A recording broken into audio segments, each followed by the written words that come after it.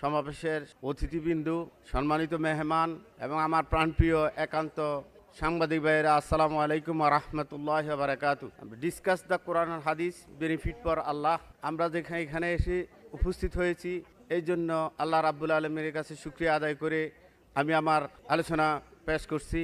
All of the people, all of the religions, all of the political party, just you are only for lead news writer, 100% truth. Everybody is benefit in Bangladesh, benefit all of the people benefit, all of the religion benefit. আমরা যারা এখানে উপস্থিত হয়েছি, আমরা দল মত নির্বিশেষে, সকল ধর্ম বর্ণ নির্বিশেষে আমরা একজন সাংবাদিক।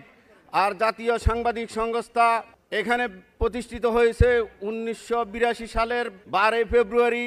এই প্রতিজ্ঞা নিয়ে আমাদের স্যার এই প্রতিষ্ঠানটিকে যুগ যুগ ধরে এখানে সমবেত করেছে, আমাদেরকে একত্রিত করেছে, সকল সাংবাদিকদের আস্থা এবং বিশ্বাস যে আমরা এখন লাঞ্ছিত বঞ্চিত অনেক সাংবাদিকরে সত্যনিষ্ঠ বস্তুনিষ্ঠ সংবাদ প্রকাশ করার কারণে অনেককে তার জীবন দিতে হচ্ছে।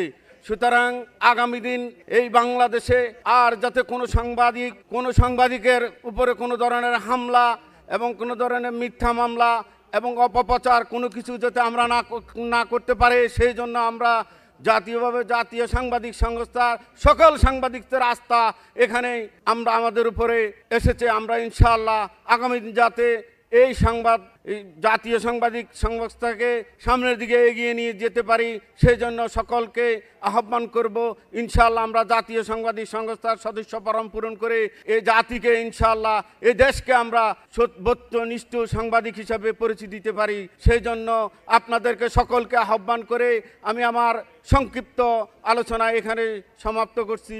ওমা তৌফিক ইল্লা বিল্লাহ। আসসালামু আলাইকুম ওয়া রাহমাতুল্লাহি ওয়া বারাকাতুহু।